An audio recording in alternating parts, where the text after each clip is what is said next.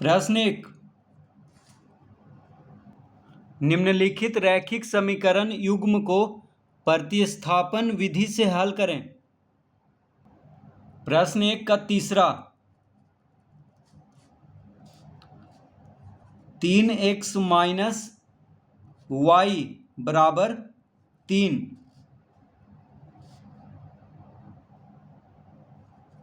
9x minus 3y बराबर 9।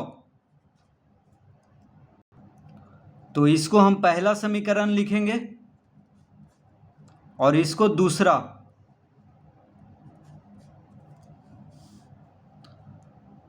अतः अब देखिए दूसरा समीकरण में अगर 3 कॉमन ले लें, क्योंकि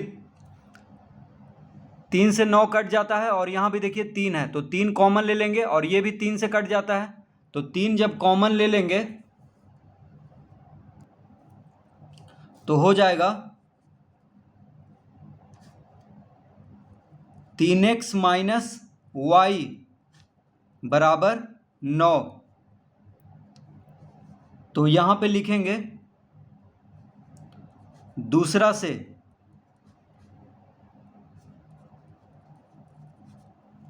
तो दूसरा से ऐसे हम लिख सकते हैं, 3 कॉमन ले लिए हैं क्योंकि 3 तिहाई 9 होता है और 3 से 3 कट जाता है एक बार में, तो ये दोनों में से 3 कॉमन हो जाएगा। तो 3 जब कॉमन लिए हैं तो यहाँ पे 3x बचेगा, इसमें से 3 कॉमन लिया गया तो 3 तिहाई 9 होता है, तो 3x यहाँ पे बच गया। 3y में से 3 कॉमन ले लिए तो सिर्फ y बचेगा, तो 3 गुना 3x माइनस वाई बराबर 9 हो गया।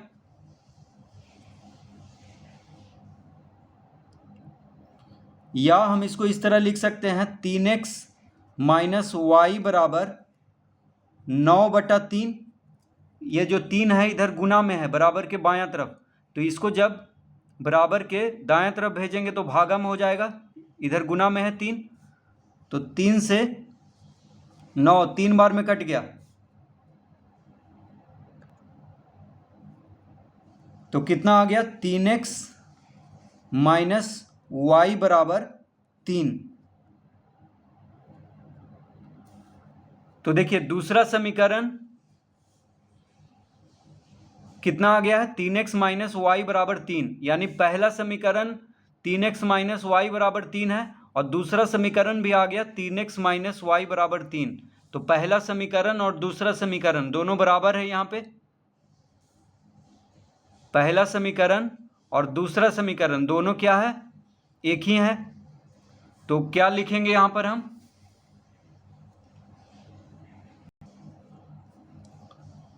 अतः समीकरण पहला बराबर समीकरण दूसरा, यानी पहला और दूसरा समीकरण दोनों क्या है, बराबर है। अतः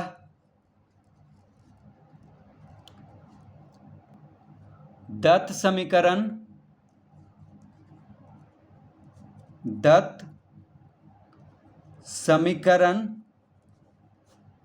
निकाय के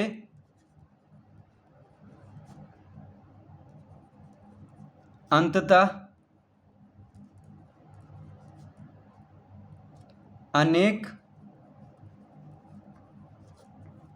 अनेक हल होंगे,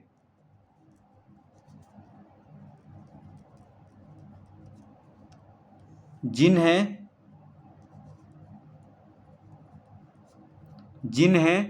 x का मान देकर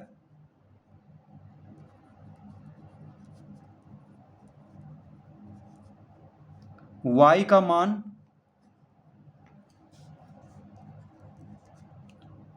मान ज्ञात कर सकते हैं।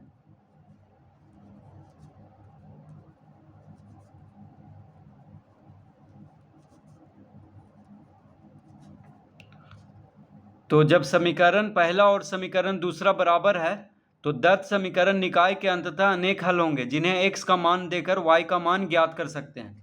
तो यहाँ पे एक्स का मान अपने मन से 1 2 3 4 5 6 कुछ भी रख करके 0 1 2 3 कुछ भी रख करके वाई का मान हम निकाल सकते हैं।